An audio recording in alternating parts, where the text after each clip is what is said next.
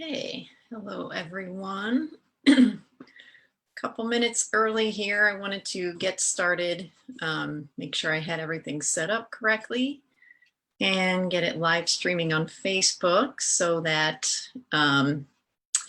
those who are waiting will not be waiting for me this time. And I will want to make sure I was on time.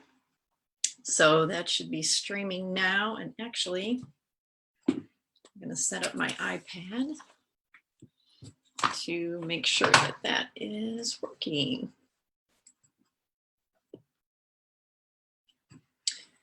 Okay, so this one should be working pretty smoothly now.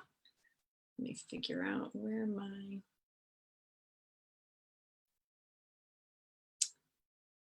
get to my Facebook page here, which is a little different on the iPad.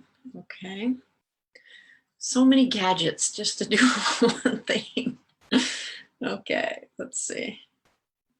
Okay, it looks like I am there. So I'm just gonna turn that away so I don't get distracted.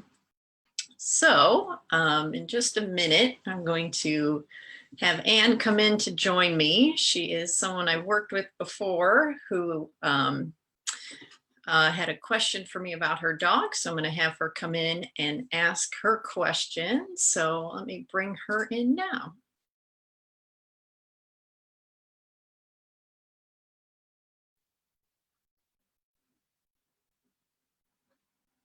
Okay, so we'll let Anne come in and connect here. And Anne, I think, is a Zoom expert. There she is. We'll get her audio on. Let me. Okay. There she is. Turn down. Hi. Hi, Anne. How are you?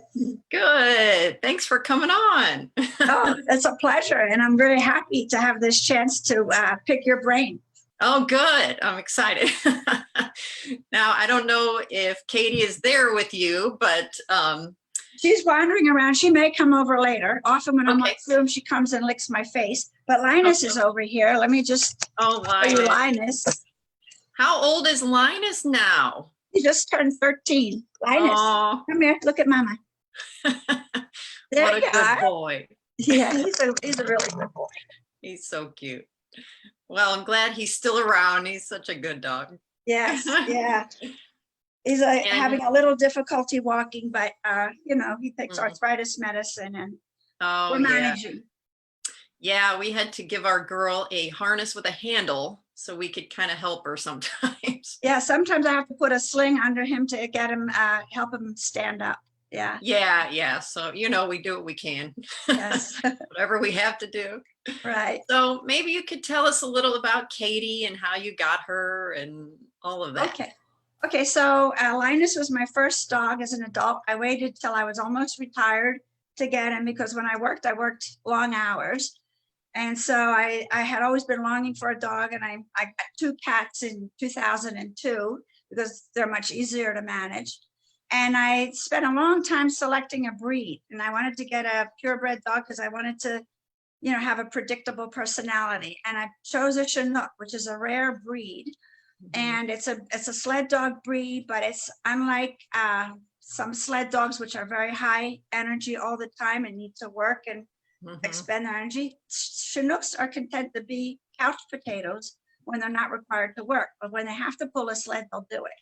And so this is not exactly the climate for sledding, but you know, they do cart pulling and ski joring and, you know, occasion if they're in the right environment. But I got him because I wanted to do agility with him. So I asked for an energetic puppy, and he was full of energy, and he had a great temperament. I spent a lot of time socializing him, and he turned out to be a wonderful Chinook, a wonderful dog with all the characteristics you would expect: friendly, not aggressive, and stuff. And so I thought when it came time to get a second dog, my partner Larry joined me, and he thought we should have a company for Linus. So I thought I looked into adopting at the Humane Society first, and then I couldn't find the right dog, and I was becoming impatient. So I thought, well, let's get a predictable dog. Let's get a chinook, another chinook. So I went to a different breeder this time, and I didn't want a big dog, so I chose the runt of the litter, which turned out to be Katie, and Katie turned out to be a very uncharacteristic chinook. So there's so much for predictability. And so she is genetically shy, timid. Linus is fearless, on the other hand. Katie is timid. She's especially afraid of objects with wheels, bicycles, strollers, skateboards are the worst. And all of those used to send her into a panic when we were walking. And now it's only skateboards that send her into a panic. She's learned to tolerate and deal with, I worked with her and we sort of tried to calm her down, and I do certain things to make her feel calm and to trust me more, because she didn't really trust me the way Linus trusted me early on. So she's learned to trust me more, but a loud skateboard can still send her into a panic.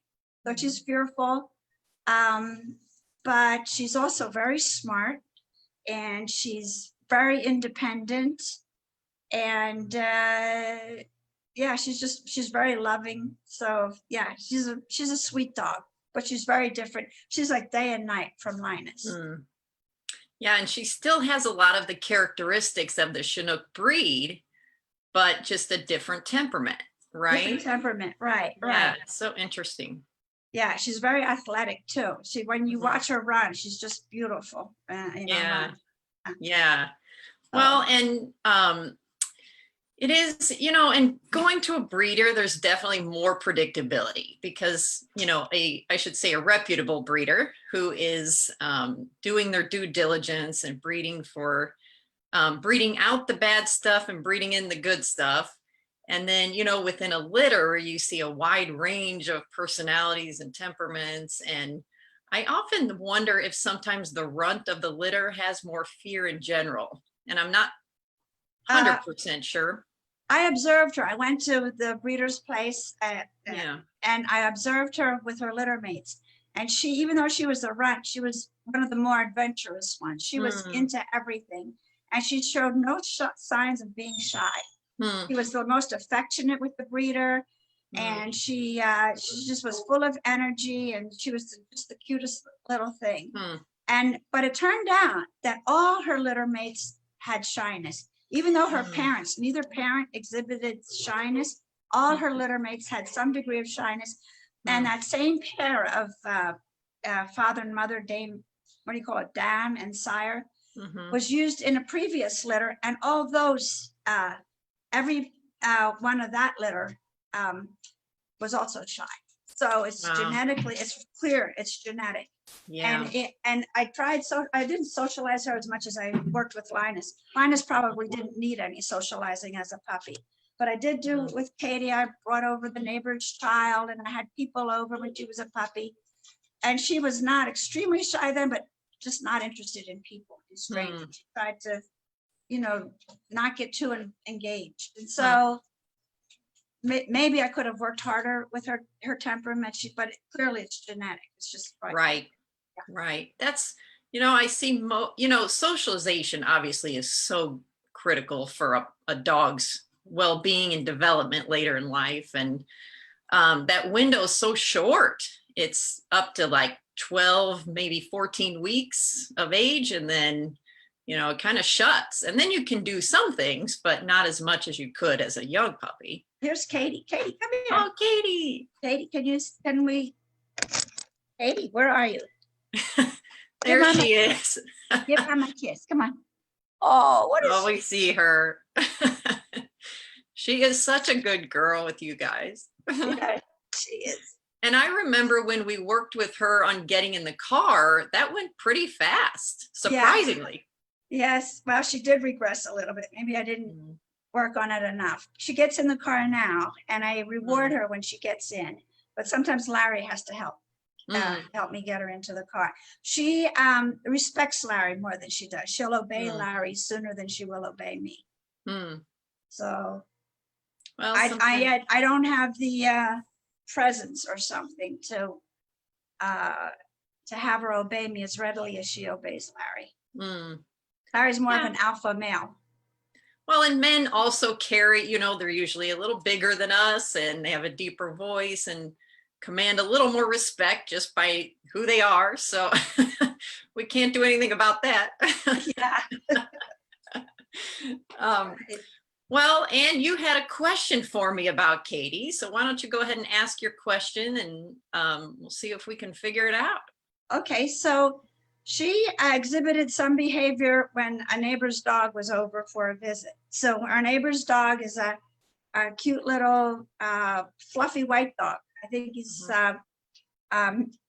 is it a miniature poodle, not a toy. So a miniature who's, what is that, about 15 or 20 pounds. Yeah. And he's full of energy. His name's, well, maybe I shouldn't tell you his name. And anyway, he was over for a visit, and usually they, Katie and this neighbor's dog, well, let me tell you his name. His name is Jack. So Okay. Katie and this neighbor and Jack would run around and chase each other and had a lot of fun. But there were, I would say, long intervals between the visits. And on the last visit, she went over to him and nibbled on his neck, which alarmed me because I know dogs kill by grabbing an animal by the neck, right? And Katie had done that to my more submissive cat about a month or two earlier, and I stopped her, and she didn't do it again. And she looked very guilty when I stopped her. So I pulled her off of Jack, and I said she couldn't do it. And I forget what happened then. I think I either put her in the house or I let them play together. I don't remember. But if they did play together, I watched her very carefully. So she didn't do it again. But that, so I'm wondering what that means. I tried to find on the internet whether that's a sign that is of real aggression. Did Katie want to kill Jack or what? And on the internet, there were instances where people talked about it, but nobody seemed to be worried about it. So I want to ask you, is that something to worry about? Well, let me ask you a couple of questions. With their interactions, how many times have they been together before that? Oh, 3 or 4 times, something like that, 4 times. And you said there was some time in between each interaction? Yes, yeah. And always at your house? I think so. I think so. Okay. And so he's about 15 to 20 pounds and Katie is 55. 55. Okay, so quite a bit bigger. Yes. So I'm going to validate your concern. Whenever we see a dog put their teeth on a smaller animal, you know, there is a concern that should be there, you know, not a panic, but just a, oh, wonder what this is. So yeah, that would be my reaction as well. And I went through and wrote down everything I could think of that could be going on. And we'll see if we can maybe narrow it down based on their overall interaction, her body language and all of that, because you know her really well by now. So a couple of things that can happen is it could be grooming. And that is typically between dogs that live together. So they'll groom each other, which is kind of an affection sign. And sometimes it can be affection where they nibble on the other dog. Sometimes if a dog is anxious, they'll nibble to calm the other dog. So it can be soothing. It can be a dog that has poor impulse control that maybe mouthed a lot as a puppy and never learned to stop. And typically you would see that on you as well. It can be a warning that maybe the other dog is close to her stuff and she didn't like that, or the other dog is too wild and she didn't appreciate it and was giving him a warning to stop. And what you did to discourage it is appropriate in all these circumstances, because, you know, we don't want her to practice that and get better at it because teeth are the dog's, excuse me, teeth are their weapons. So we don't want her to injure him even accidentally.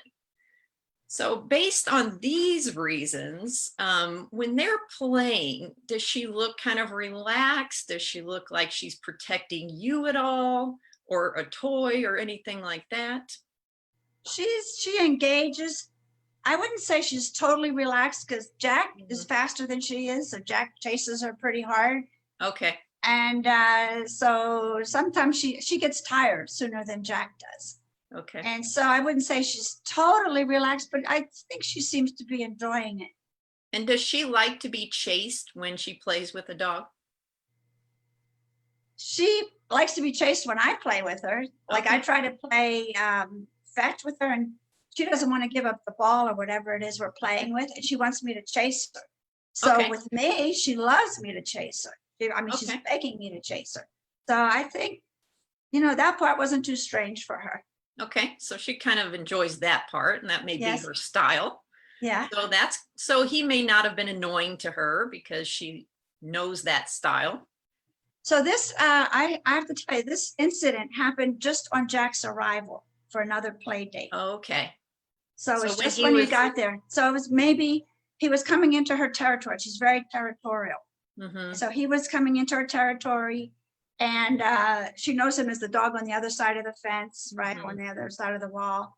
And so that may have, I'm wondering if it's like a declaration that he's coming into her territory and she's the boss. She's asserting Yeah. some kind of, power over him, or Yeah. I don't know, authority over him. Yeah, and being a female, they do tend to have that need to do that, especially to another male dog. If it had been a female dog coming in, you may have seen it escalate even more. But it may have just been her subtle way to say, this is my stuff. Don't cross me. Yes. Now yeah, let's play. So she established the rules. Yeah. And then so he comes in, she nibbles on him. What does he do when she does that? He just crouched and accepted it. Okay. He didn't try to, I don't think he tried to run away. He just sort of was submissive and accepted it. Okay. And so that may have established the ground rules for the relationship. And then maybe it made everything relaxed enough that they could play. Right. Yeah. So I want to tell you another incident that happened when Jack was over. The sofa got wet. Somebody peed on the sofa. We were inside. Mm. And I thought it might have been Jack because Katie had never peed on the sofa before. Mm.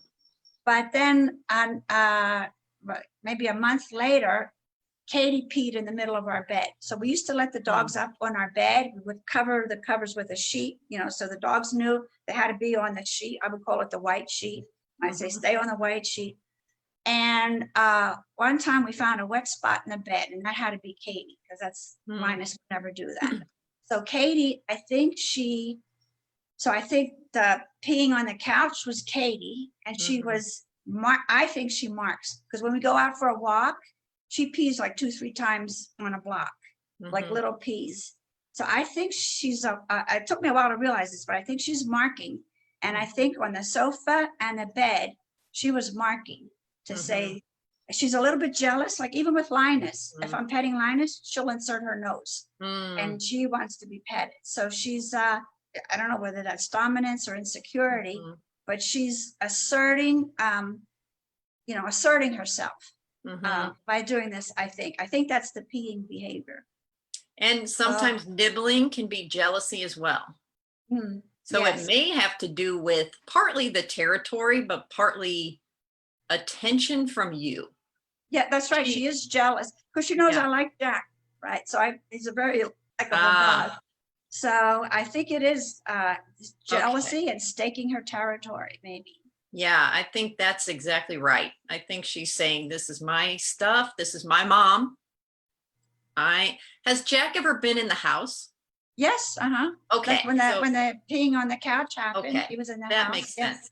Yeah, then that's probably exactly what's going on. She's saying, I don't know if you are trying to live here or take over or something or get attention from my mom, but this is all mine. So do you think she would have ever killed Jack?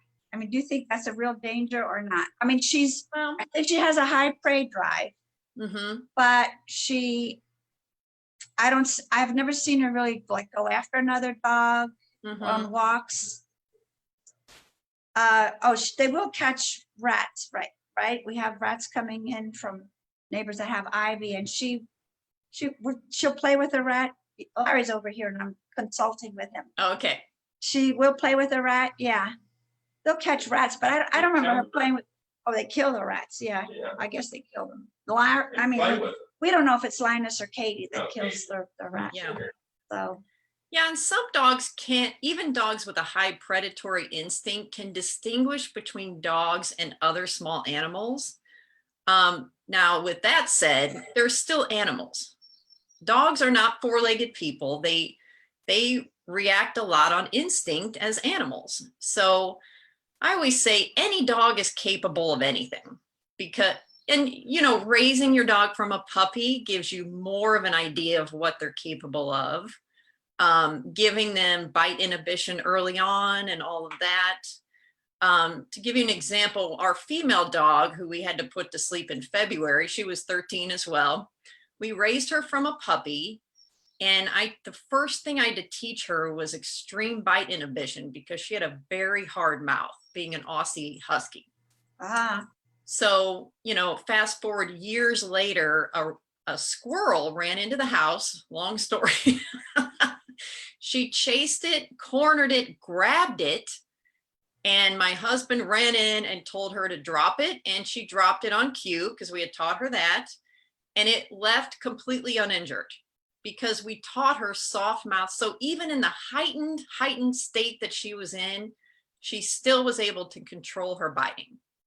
So, you know, we didn't ever want to test that, but we did. So, and thank God it worked. Now, that's not to say every situation would be like that, because 2 years ago, we found a puncture wound on our male dog. And we thought the only place that could have come from was her. And it still to this day baffles me because her bite inhibition was so good, but where else would that have come from? So, you know, in any situation, anything can happen. So it's always good to regulate and manage behaviors, especially when there's a large dog to a small dog, because, you know, small dogs don't always understand, or maybe they don't understand how annoying they're being sometimes. And they don't understand how quickly they can be injured sometimes by a very large dog. So yeah, your instincts are very good in saying, this is something to be aware of and to manage. yes. Well, that's good to hear. Yeah. Yeah, So, and go ahead. well, so I don't know. Should I just keep her away from Jack for good, or is it, you know? Well, looking at everything you said, it seems to be causing her more distress as time goes on. So, you know, it's maybe if you met at Jack's house, it would be different. I'm not sure. Maybe keeping them just solely outside. Or if if you take him inside, that's going to make her upset even more, I think, if she's not there. Maybe you keep her on a leash inside if he's there, and then she doesn't have a chance to pee on anything or get jealous of him or anything like that. That can help. At least you have a tool to manage her a little bit. But yeah, it'd be something I would watch for things to get worse, more peeing in the house, more any sort of territorial thing escalating where she's feeling like she needs to protect things more. Yeah, I don't think she's getting worse. I mean, she does bark like a guard. She's a barker more than Linus. If she sees something on the street, she'll bark. Mm-hmm. I did take her to emergency recently because of another thing related to peeing. So it was one morning where she didn't feel like eating breakfast. It was 2 days after I had to put my last cat down.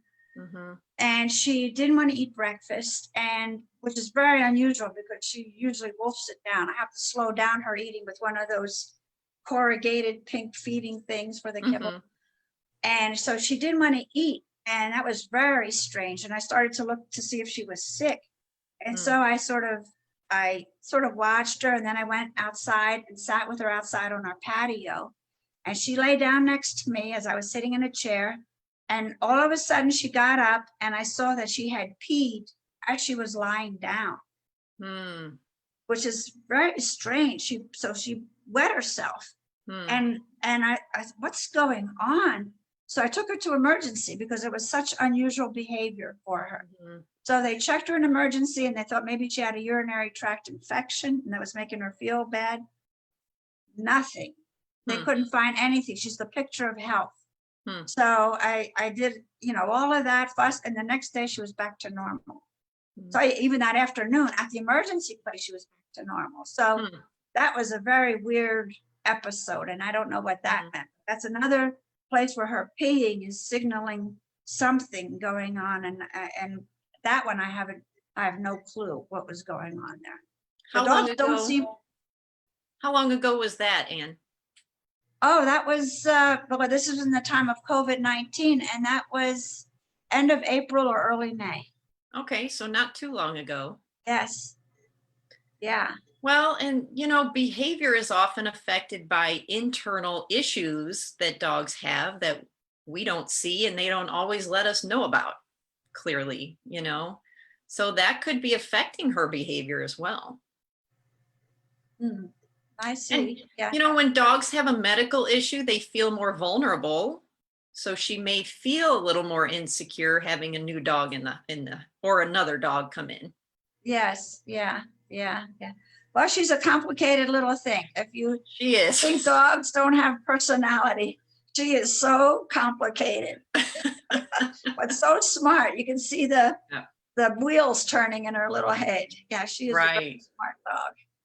Sort of Yeah. a neurotic, Right. smart. Sometimes that comes with the smart territory. Uh, I always Yeah. tell people you can have a smart dog or you can have a nice, calm pet. yeah. Which one do you want? Yeah, well, Linus is the nice, calm pet, very laid back, very mellow, fearless, aggressively friendly. So yeah. Yeah, he's a big marshmallow. Yes. So Well, does that give you something to think about, some things to work with and manage, to help her a little bit? well, I try reassuring her. I give her a lot of affection, and I think we work better together on our walks. Like I told you, she used to be afraid of anything with wheels. Now Mhm. she learns that if it's a bicycle, I say, "Yay, a bicycle!" And I Good. praise her for continuing to walk and not be too. So bicycles are totally okay. Wow. Baby carriages, a little bit less okay, but she'll still not panic. She'll still keep on walking, and we're fine. When there's a skateboard, I stop. This is what I found out works. I stop and I stand between her and the skateboard. And that calms her down. She'll sit or wait calmly. She won't be, when she panics, she's tugging at the leash in all directions. It's a real panic. She doesn't Like know trying to flee. trying to flee. She doesn't know that mom's at the end of the leash. She's Mm. just trying to get out of there in any direction. Mhm. And it's a real panic. But so now, I see her panic rarely because if I see something coming and I see she's starting to get agitated, I put her behind me and we wait for the danger to pass. It's okay. And she's a little bit like that with children too. She's fearful of children. She really does not like to be around children. Well, And they can be unpredictable to a dog, especially if And- you don't live with kids all the time and That's right. She only met one child during her socialization period, and we had a bad incident on one of our walks once when she was still pretty young, and that there were a whole bunch of kids riding bicycles at an intersection, and one of the kids rode his bike straight at us and veered off at the last minute. So it was really terrifying for her. And I mean, I couldn't do anything about it. These were kids. And so I think she really absorbs something like that. She doesn't shake it off the way Linus would, but Katie remembers that, kids on bicycles can be scary. So yeah, sometimes all it takes is one incident and they're like, especially a dog who's very in tuned and aware of things. Yes, and that's Katie. Yeah. Mhm. Yeah. Well, it sounds like you've come a long way with her for sure. We have. She has progressed a lot. She's 8 years old now, and she's progressed a lot. She enjoys her walks for the most part, and she enjoys the sniffing and I'm correct in that saying she's marking, right? Because I didn't think female dogs marked. Oh but my she God. barks almost as much as Linus. So Yeah, yeah. I've seen female dogs lift their leg. Really? Yes. The Yeah. ones who think they're truly higher than everybody else. Ah, so she's asserting dominance. Is that what it is? She wants to assert her dominance by It's marking. kind of a territorial thing. They put Oh, their scent all over their area to let other dogs know they've been there. And then she probably also likes to sniff other dogs' scents intently. she does. Yeah, yeah. That's half the walk is the sniffing. Reading the newspaper, as Larry says. Right. So she's leaving her newspaper too. Yeah. Right. So yeah. Well, yeah. So I would do what you're doing with Jack. Keep an eye on for any changes in behavior. Make sure nothing gets worse if he comes over, or, you can separate them if you need to. Yes. Yeah. Okay. So yeah. But your goal is going to be to keep her comfortable in her environment. So Yeah. if she starts to get more uncomfortable, she'll let you know. She'll pee on more stuff. She'll nibble on Jack. She'll. Right. Right. Right. Well, she's most comfortable at home. Clearly. I mean, that's what she loves is the backyard, her domain that she roams. She patrols it, I like to say, because she checks all the corners and it's like her space. She's taken Yeah. up. Good. Yeah. So probably having him come to her space may be the most comfortable for her versus her going to a new environment where she would be more uncomfortable and less likely to play. I see. So Yeah. that's probably good, Yeah. but just keep an eye on things. Okay. All right. Okay, Anne, well, you have great dog instinct, so I trust you will do just fine with this. Oh, thanks. Thanks. Yeah, and thank you so much for coming on and showing us Linus and Katie. It was good to see them again and to see you. Thanks. Thank you. Thanks for the opportunity to learn Absolutely. more about my dogs. Yeah. All right. Thanks so much, Anne. Thank you. All right. Bye-bye. Bye.